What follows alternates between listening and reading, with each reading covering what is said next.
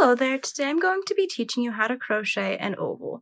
Now I'm not teaching you the mathematics of the oval because there are a lot of different ways you can make them. I'm just teaching you how to go around your chain on the outside to get this nice ovular shape. One thing I really like to use the ovals for is my amigurumi. This guy actually has an ovular, a sort of a rounded rectangle ovular base for his head. And then a lot of times I use this technique to make snouts for my animals because they don't really have a perfectly round snout. I like to give them more of an ovular shape instead.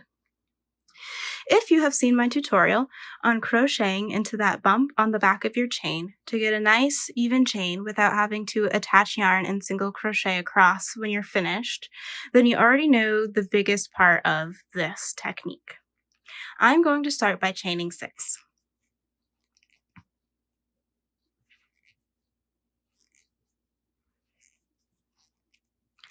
Then, rather than working into these V's for my chains like you usually would, instead of working into these V's, I will be working into the bumps on the back of the chain. So not the V, but the bump. I'll begin in the second chain from the hook. So that would be this V, and here's his bump. And I will make 3 single crochets into this end. The 3 single crochets are what's going to give it a rounded edge, but this does not need to be 3. You can use any number of single crochets based on the pattern you are using or your own preference if you are designing your own. And it doesn't really actually need to be single crochets either. You could do half double crochets or double crochets or whatever your project calls for. Next, I'm going to single crochet into the next 3.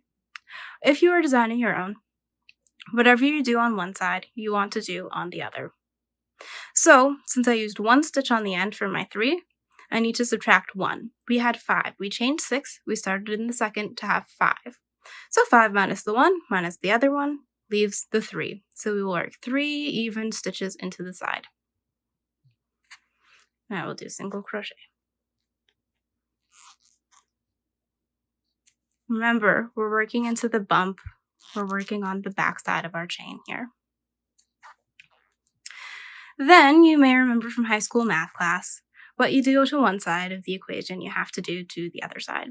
So we made 3 single crochets in this end, and we will make 3 single crochets in this end.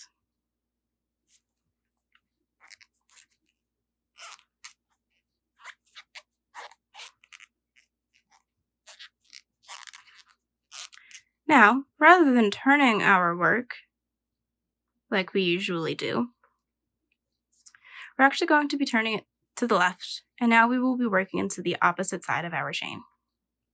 It looks like this is the stitch you would want to work into next, but it's not. This is the other side of the stitch that we just worked into. To help you remember, you can pull on your tail here, and it cinches up the edge of that stitch so you remember not to work into it. We'll work into the next 3.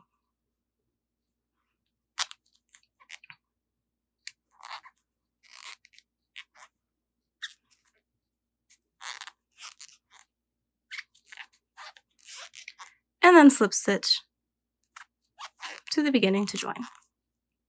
Now I'm going to undo this. I'm going to do it with a stitch marker because you should really use a stitch marker. I am kind of a rebel and I don't use them as often as I should.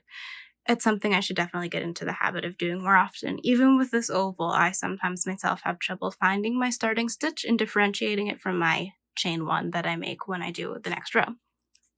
When I do this again, I will do more rows to show you a little bit how you can add more shape to it and then work into the round.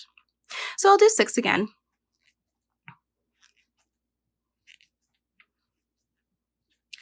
And then in my second chain from the hook, not into the V, but into the bump, I will make 3 single crochets, putting a stitch marker into this first one.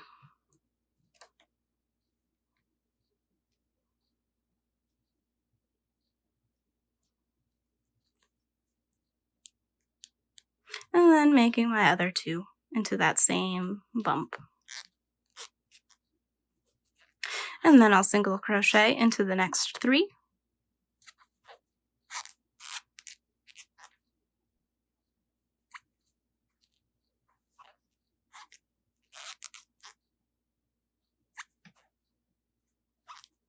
And then make 3 single crochet in the end so that it matches our first side.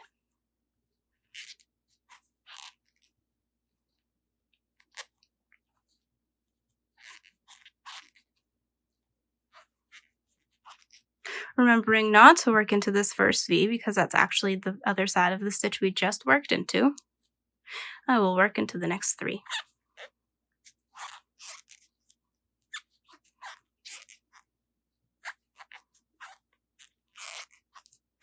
This is our chain from the beginning that we didn't work into. That was at the first chain from our hook. So we will slip stitch into the first stitch that we had made.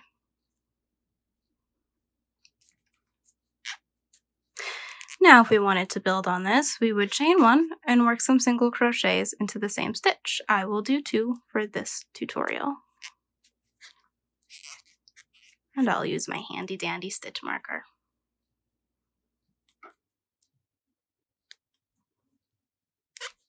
And then I will make 3 into the end. Oops.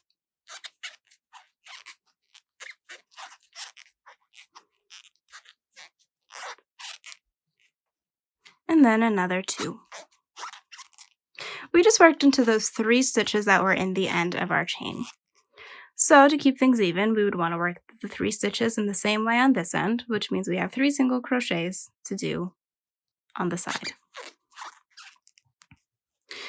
Symmetry is an important part of this. You'll have a lot of math to do if you're creating your own patterns.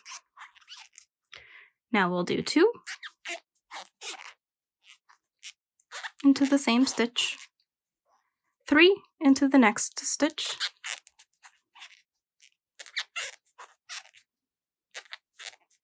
and then 2 again. Then we will work 3 single crochets into the next stitches.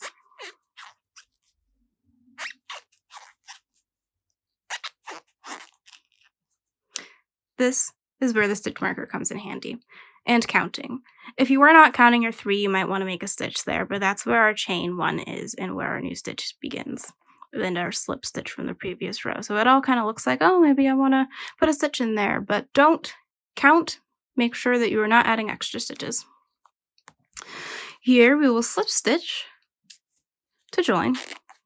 And if you were adding more rows to make it more rounded and more it would be flat as you expand until you begin working in the round. And you could add however many stitches, to get whatever kind of shape you would like. Just make sure that your edges, to keep it ovular, are just not having any increases. But I'll show you if we were to continue working into the round now. I don't usually chain 1 if I'm going to work into the round. I just start working into my next stitch, just like you do when you usually work into the round for your circular patterns.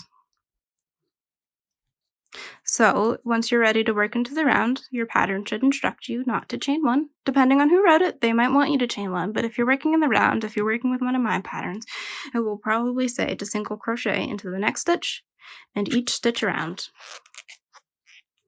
And once we get to this point, you're really working in the round just exactly the same way that you ever would. There's nothing special, once you start working into the round. Once you've gotten past that little hurdle of making your oval, everything is business as usual.